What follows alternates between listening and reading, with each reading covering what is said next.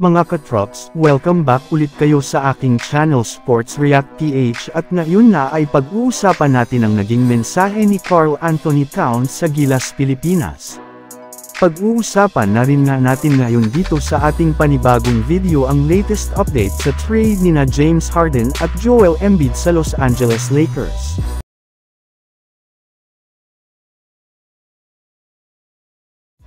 Bago magsimula ang mga laro ng FIBA World Cup, ay sunod-sunod na nga na dumadating dito sa Pilipinas ang iba't ibang mga kupunan o bansa na lalahok dito. At kasali na nga dyan ang Dominican Republic na siyang unang makakatapat ng ating Gilas Pilipinas sa kanilang group stage.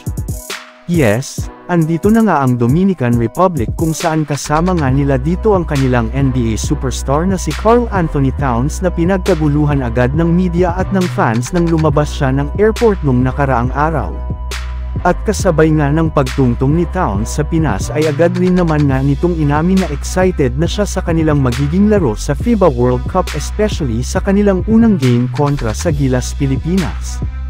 Ayun pa nga dito, sigurado nga daw po na magiging easy win lamang para sa Dominican Republic ang kanilang laro kontra sa Gilas kahit man hawak nito ang home court advantage, gayong kita naman nga po ninyo kung sino ang mas malakas at mas dominanteng kupunan. Pero sa kabila nga ng kompetisyon na ito ay sinabi rin naman nga Towns na mahal niya ang Pilipinas, lalong-lalo na ang kanyang mga fans dito. Samantala pumunta naman tayo sa ating panibagong video sa latest update sa trade nina James Harden at Joel Embiid sa Los Angeles Lakers.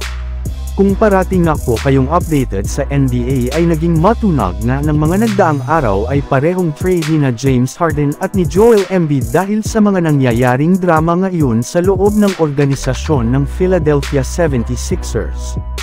At isa nga sa mga nabanggit na kupunan na pwede nga daw pong makakuha sa kanya ay ang kupunan ng Los Angeles Lakers. Pero katulad nga ng naibalita ko sa inyo mga katrops, wala rin naman ng balak ang Lakers na kunin either si Embiid o si Harden sa pamamagitan ng isang trade. Kaya hindi nga ito mangyayari sa mga susunod na taon sa NBA. Isa pa ayon rin naman nga sa inilabas na balita ng sikat na NBA analyst na si Shams Charania ng The Athletic, wala nga daw talagang balak ang 76ers na e-trade si James Harden ngayong offseason kahit man grabe ang pinagsasabi nito sa kanilang presidente na si Daryl Morey. Maliban rin nga dyan mga katrops, kung sakasakaling man nga na i-trade nila si Joel Embiid, mas gugustuhin pa rin nga ng 76ers na ibigay ito sa Houston Rockets, gayong napakarami at napakalaki nga ang may offer sa kanila na trade package na kinabibilangan nina Aaron Senadorgan, Amen Thompson, Tari Eason, Kevin Porter Jr., Jeff Green. At ang kanilang dalawang future first round pick na maaari nilang magamit sa pag-rebuild ng kanilang lineup.